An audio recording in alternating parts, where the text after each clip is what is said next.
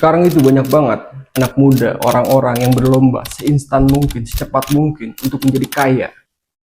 Umur 20 harus punya mobil, umur 25 harus punya rumah, umur 30 harus punya bisnis, harus berkeluarga, harus sukses, harus punya 1 miliar pertama. Dan kalau kita nggak bisa melakukan itu semua, kita dianggap gagal, kita dianggap telat, kita dianggap sampah masyarakat. Tapi pertanyaannya adalah, siapa yang membuat standar itu semua? Dan apakah setiap orang itu dilahirkan di garis star yang sama?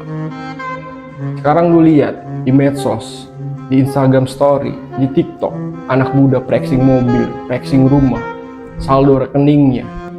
Dan ketika lu melihat itu, lu menjadi minder, jadi insecure, lu merasa dilahirkan ke dunia ini sia-sia.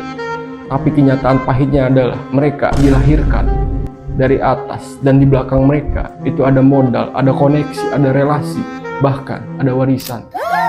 Sementara kita yang berangkat dari nol, bahkan dari minus, yang membangun usaha itu bukan untuk kaya sebenarnya, untuk membantu melunasi utang orang tua kita tuh sebenarnya, biar adik kita tuh bisa lanjut sekolah, biar dapur rumah kita itu nggak kosong.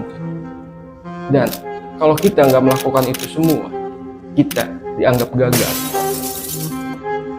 Karena setiap orang itu tidak dilahirkan langsung sukses tuh bro.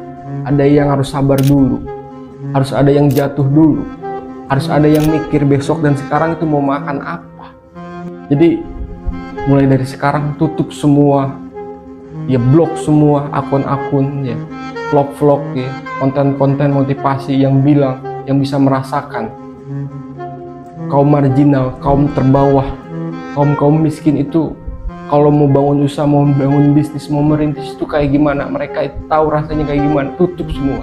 Mereka itu nggak tahu bangun bisnis dari nol, ya bahkan minus tuh sebenarnya kayak gimana, sesulit apa itu nggak tahu kayak gimana. Jadi sudahlah, kita tutup semuanya.